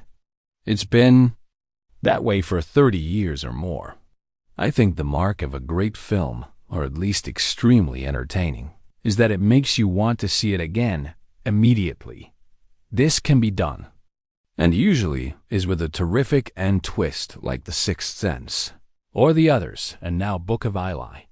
The twist at the end is really fascinating and makes you think, well now, I have to see the whole thing again to see how they pulled that off, and although I haven't watched it again, I think they kept it going throughout very well. The action in the movie was downright stunning. Washington's outright kick-ass moves in the film, or his stunt doubles, are flawless and just get your adrenaline pumping. Denzel Washington and I have a love-hate relationship. Sometimes I just find his performances shallow and egotistical. Like the whole time he's showing off that he is Denzel Washington. However, sometimes, in fact most of the time, his movies are just really cool and fun to watch despite him. I even really enjoyed the critically panned taking of Pelham 123. The Book of Eli, he is truly excellent in as Eli. His quiet, dark, moody character fits the story perfectly, and he really proves why he is a leading star. Mila Kunis seems to be a very good actor, however, I didn't feel she was right for this role. She does good in the part, and her and Washington have good chemistry and play off each other well, but she just looks too perfect to be a post-apocalyptic world. Still, she pulls it off, and I wouldn't be disappointed to see her in her character come back for a sequel. Gary Oldman is an absolute master of character acting. That's why I was a little surprised and disappointed in his performance as the lead villain. I just found his role as Carnegie a little laid back and didn't really show off any teeth. He was kind of a half-asleep mob boss. He could have and should have been cutthroat and downright evil, but wasn't. Jennifer Beals should be mentioned. Not because of her role, which was very small and hardly important, but she looked incredible. At 45, she looked as good as she did 25 years ago. The Book of Eli is really the perfect mainstream powerhouse film. It'll likely make most of its money on DVD and Blu-ray, but still has all the makings of a great hit movie. You won't be disappointed. For a minute, and you'll be thoroughly entertained. The plot is very simple and straightforward, but interesting enough to keep you hooked. The Hughes brothers haven't done a film in nearly a decade, but they seem to really go for the throat when it comes to mainstream entertainment. My only complaint with the movie is that I wanted more ... I wanted more about the world, more about the apocalypse and the villages and the people, and even Eli himself. Maybe it's something to be explored in sequels, but I have the feeling we won't see a sequel to the film. Instead, it's like they cut out all the real meat and left in just the really entertaining stuff. But that doesn't make a bad movie. In fact, it makes a terrifically entertaining movie. Treat yourself to a great action sci-fi film that is a million miles from an epic like Avatar, but right on par with other great films like I Am Legend. This is one of the best post-apocalyptic movies that I have ever seen, and in a way, I am surprised that it was ever made, because it is all about one man's quest to save the Bible. In fact, it is about one man's quest to make sure that the Bible does not disappear from human history and knowledge, and that future generations have a chance to hear the message of salvation that the Bible offers. Mind you, ironically, when you actually see the end of the film, you will note that a copy of the Torah and other Jewish writings have also been preserved. And I also wonder whether the Injil, the Arabic translation of the New Testament, is also on that shelf. The Quran is, but that is beside the point.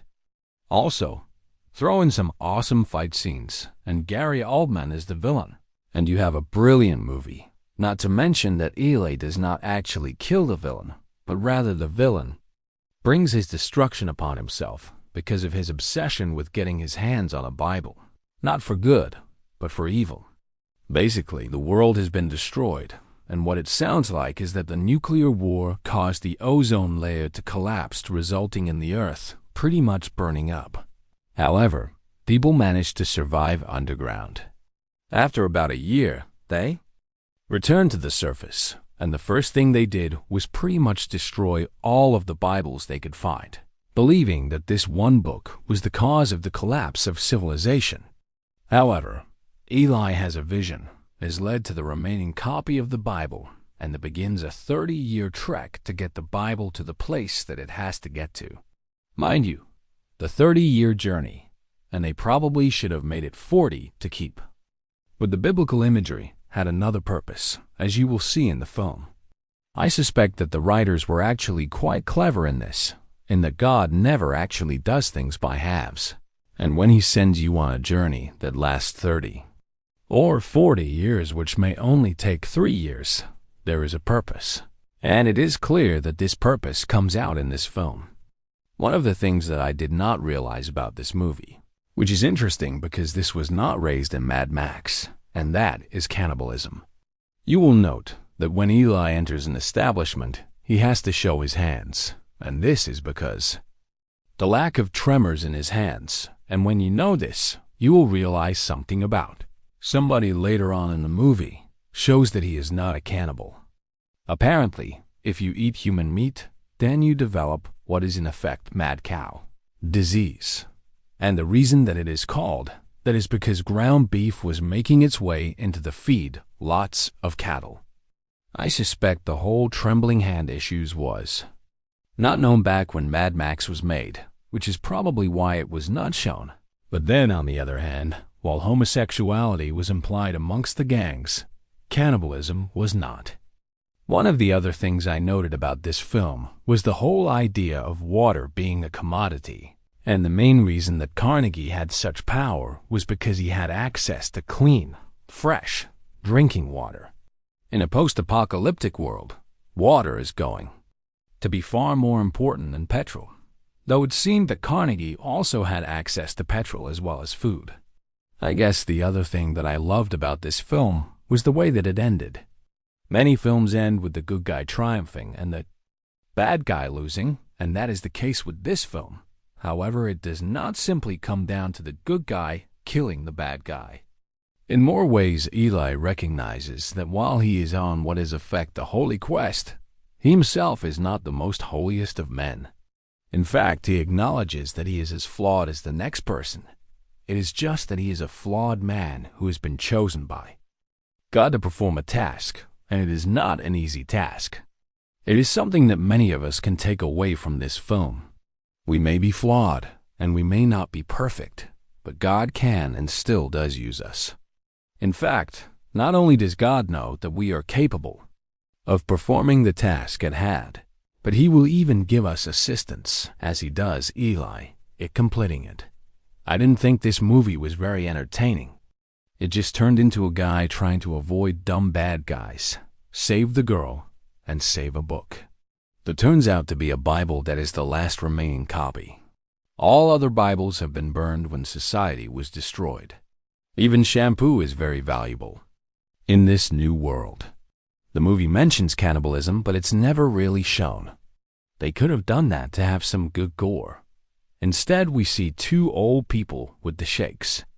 As I mentioned, the chase between the bad guys and the good guys, Eli and Solara, was very boring. Nothing new and nothing cool. Nothing surprising really happens. The Hughes brothers have come up with an unintentionally funny, post-apocalyptic sci-fi movie about a loner who's been wandering around for 30 years. He remembers walking for 30 years, and yet he doesn't know how old he is anymore. Set in a futuristic time after the world, America, was slightly burned down by the sun or whatever. Most of the people in America are supposedly dead. Food is so scarce that the loner, Washington, kills a hairless cat and eats it with his pet mouse while listening to his iPod. Yes, you read right, which never seems to run out of charge. He's also carrying a fat book. It's quite obvious what that is. As he continues his walk, he single-handedly kills off some goons ninja kung fu style when they threaten to attack him, and then further along the way, he witnesses a couple being brutally murdered and gang-raped. Now, what is disturbing is that Loner simply chooses to do nothing because apparently it's not his business. We know that he could have easily saved the couple, since he manages to beat up every single one of them and more in a latter sequence. Anyway, he makes it to this worn-out town or whatever it is. That's where he beats up those rapists and bandits. And a kingpin, old man, shows interest in him. Or rather, his book. Kingpin has enslaved the blind hot mom, Beals, and her big-eyed daughter, Cunis. After some hassle and shooting, Loner escapes the clutches of Kingpin and runs away with the fat book. The big-eyed daughter accompanies him in his quest, and of course, Kingpin follows until he manages to get hold of the fat book. He shoots Loner, but Loner miraculously survives. Surprise. But hey, Loner don't even need the book because he's memorized the Bible, in case you haven't figured out what the big fat book was. So he and big-eyed daughter continue the walk. No, this time it doesn't take 30 more years.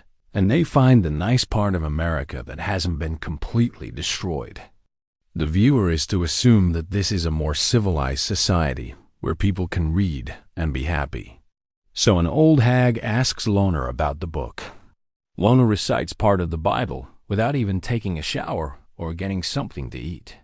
The other part he finished after shaving off his head.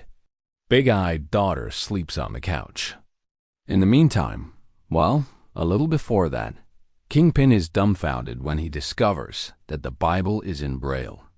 He can't read Braille, so he begs blind hot mom, but now it's her turn to smile. She refuses to follow his orders and waltzes off somewhere. Kingpin is desperate, but unfortunately, there's nothing much he can do as most of his goons are dead. Soon after, Loner is dead and now big-eyed daughter, in fully clothed Tomb Raider mode, is heading back home through the desert. But perhaps one will see more of that in the sequel.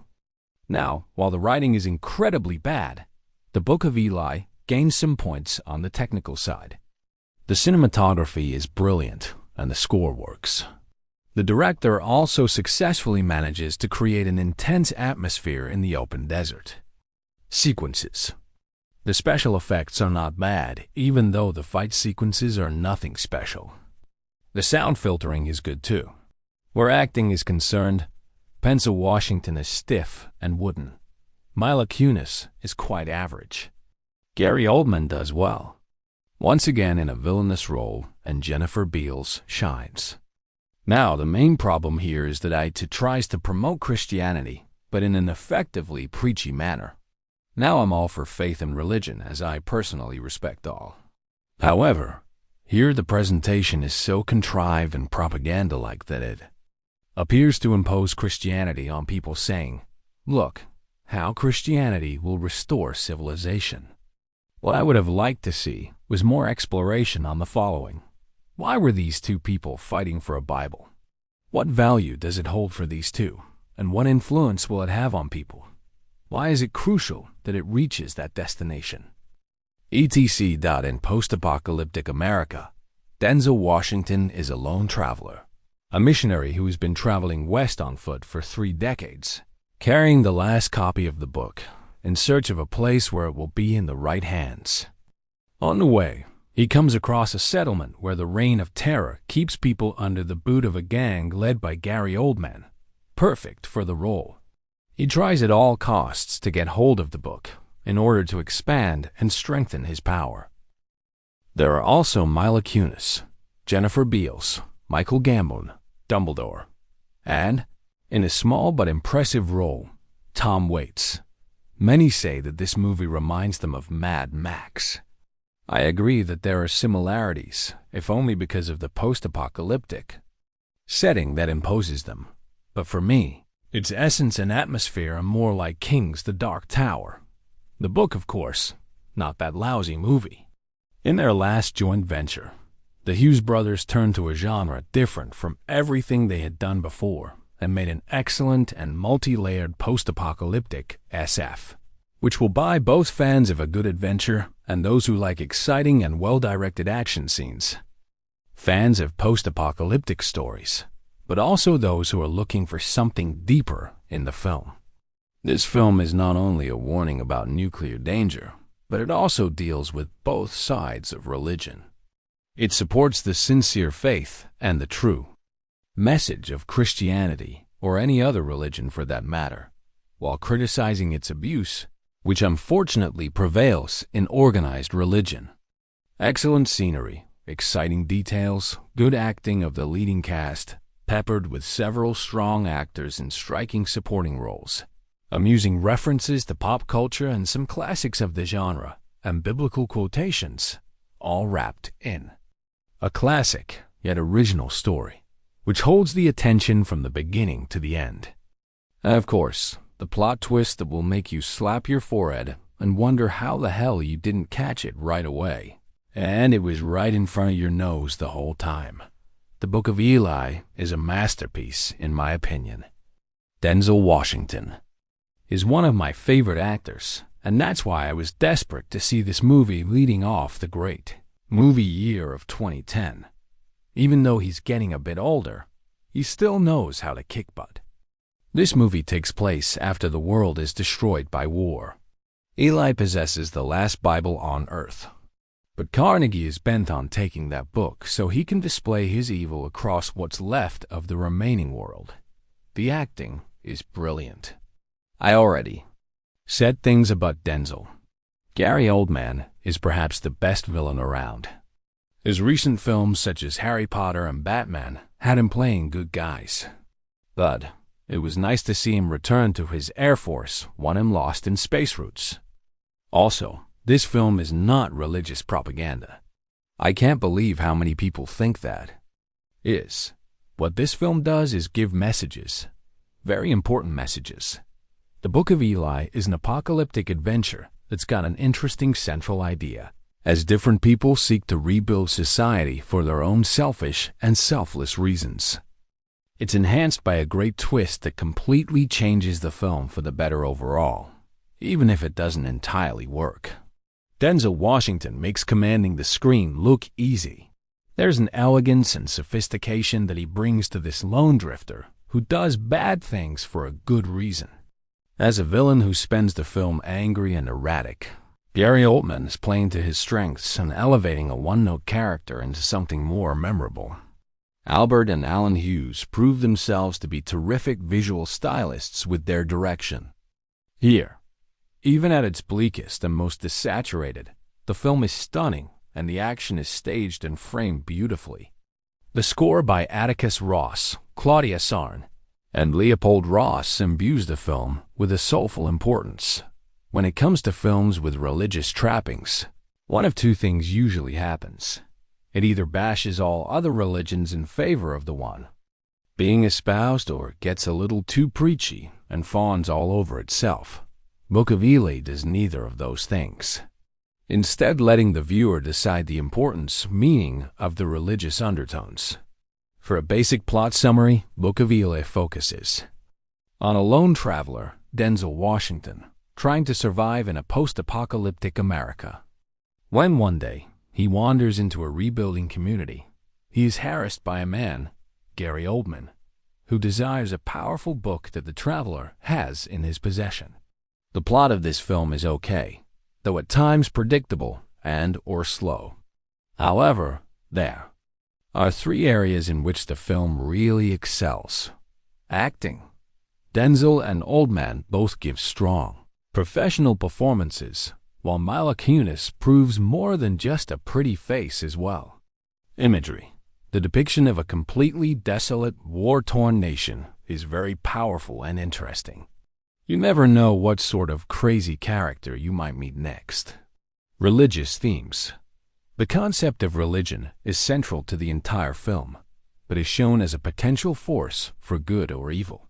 Thus, although Book of Eli isn't a masterpiece, it is easily interesting enough to entertain fans of Washington, thriller, action, and heavy thematic material. The 24th of August 2010. A slow opening.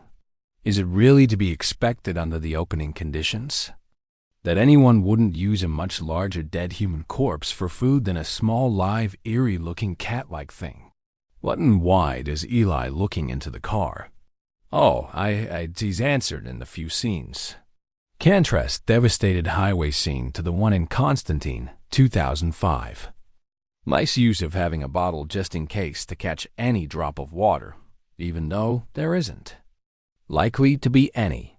There is good use of a silhouette early on. The dried-out and devoid washout landscape and scenery is both fascinating and sloppy-looking at the same time. It doesn't appear genuine, but it still has a compelling color design sense. There is an almost animated, surrealistic feel to this look of this movie, yet at the same time, it is compellingly dreamlike without breaking the tone or mood of the movie as artificial, like a great artwork of painting. There are small details that are usually missed in most post-apocalyptic movies that this movie has incorporated, such as the discovery of a small bottle of shampoo, that provide another layered authenticity into this movie, a more dense, rich setting and compelling environment in which these actors perform, much in the way Blade Runner 1982 and Alien 1979 were multi-layered.